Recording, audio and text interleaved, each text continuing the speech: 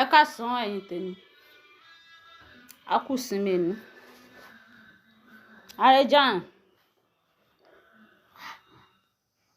ọ̀ ẹ̀ gbádùn o. Arejan, wo ẹni tó ń béèrè ọ̀rọ̀ lọ́wọ́ ẹ̀, wo ẹni tí wọ́n ń ṣe interview fún, wọ́n gan wóra ẹ̀.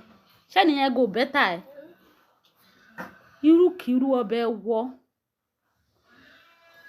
Ẹ̀yin èèyàn wa, arábìnrin yìí sọ̀rọ̀ nípa Arejan interview tí ó ṣe pẹ̀lú àbúrò Lizzy Anjorin. Arábìnrin jẹ́ ọ̀kan lára àwọn warriors Lizzy Anjorin ni. Ẹ jẹ́ ká gbọ́ nǹkan tí arábìnrin yìí sọ. Ológogoro ń béèrè ọ̀rọ̀ lọ́wọ́ ológogoro. Kí lẹ rò pé yóò mú jáde? Dàgínní dání náà ni. Dàgínní wọ̀bọ̀wọ̀bọ̀.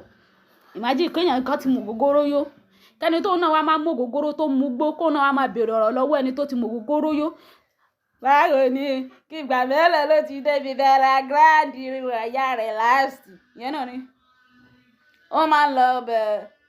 Ẹ sọ̀rọ̀. Ó máa ń ṣe sàárà wọn nínú Lẹ́kì. Ìgbà náà wọ̀ bí yẹn náà ṣe ń dáhùn. Èmi méjèèjì wá ń ṣe bí dìtìrìn. Kò tiẹ̀ wá interesting at all. Ẹni tó ń béèrè ọ̀rọ̀ lọ́wọ́ ẹ̀ kò smart. Ìwọ tó ń béèrè ọ̀rọ̀ lọ́wọ́ èèyàn dọ̀ọ́lí. Ẹ̀yin méjèèjì ẹ̀ wá ń ṣe rángbọ̀nràngbọ̀n. Ojú òtí ó tún fídíò yẹn wò kó tó post ẹ̀ ni. Arejan, kí ló wá débi fídíò àlọ́ ń béèrè òkú?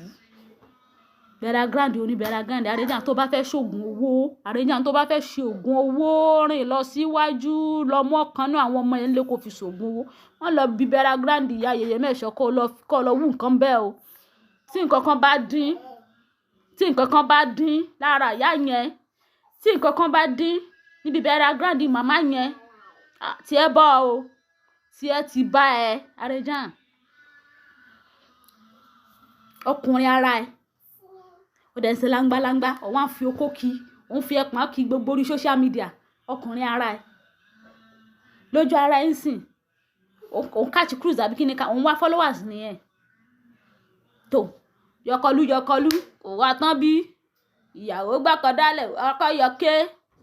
Yèyé mẹ́ṣọ́ ti lẹ́ni tó ń béèrè ọ̀rọ̀ lọ́wọ́ ẹ̀ ṣe family wọn. Àwọn kan help live ẹ̀ ni. Ìgbà tí ò dẹ̀ gboríjó tí ò ní tó fẹ́ kọjá iwájú ẹ̀ ṣe bí tiẹ̀ náà báyìí làwọn ṣe yọ́lẹ̀. Arejan, èèyàn mélòó rí wọ́n ti ní part nínú live tiẹ̀? Kó náà tiẹ̀ jáde kó wá sọ pé nǹkan tí Arejan ṣe fún mi lélẹ̀, ó ṣe díẹ̀ o, ṣùgbọ́n gbà tó ṣe débì kan ó fi òkú lẹ̀. Ṣé báwo tiẹ̀ máa rí nǹkan sọ pé ó ti ṣe é fún ẹ rí? Àbí yèyé náà sọ gángan fún àwọn sọ pé àwọn ti ṣe fún rí. Wọ́n turn school. Èèyàn mélòó ọmọ gan lásán gan ò rí turn school. Ìwọ gan drop out ni ẹ́, ò rí rẹ tọ́. Ó wá àwọn tó bá kàn ń dá àwọn ọ̀rọ̀ ẹ ṣá. Mi ò rí ẹbí ẹni tó wà ní right sense o. Tí mo kàn ń rí ẹbí ẹni pé no, nǹkan kan ti ṣe ẹ o. Ìyá Sábọ̀dù ti sọ fún ẹ pé kó lọ kọ́ mechanic at this your age. Ó ti ní kó lọ kọ́ mechanic. Kò ṣe bí ọkùnrin tó wà responsible ṣe máa ń ṣe nìyẹn. Ṣẹ́gun Ògúngbè ó bẹ́ ń bẹ́, ó tún fi ẹlẹ́ ń bẹ́. Ṣẹ́gun Ògúngbè ó máa ti gbé fún wọn sinimá.